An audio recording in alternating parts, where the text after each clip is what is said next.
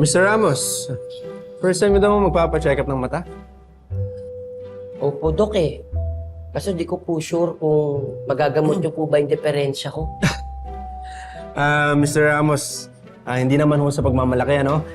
Itong clinic namin ay clinic namin ng isa sa pinakamagaling dito sa Pilipinas. At sa tingin nyo, ano ho kaya ang diferensya ng mata ninyo? Nearsighted ho ba o farsighted? Dok, hindi po ito yung may problema, Dok eh. Eh, Ito po. Dok, malabo po yung third eye ko.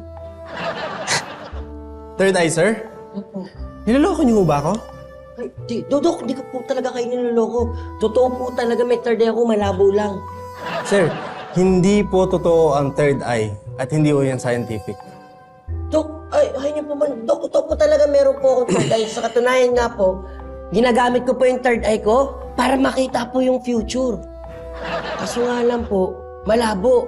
Yung mga bagay na hindi pa po nangyayari, nakikita ko po yun. Sir, hindi nga ho ako naniniwala sa inyo. Sinasayang niyo yung oras ko eh. Sige na ho. Mura na ho ka. Dok, totoo nga po talaga, meron nga po akong third eye. Kung gusto niyo po, papatunayan ko sa inyo. Merong mangyayaring hindi maganda. Sige nga, sir. Anong hindi magandang mangyayari ngayon?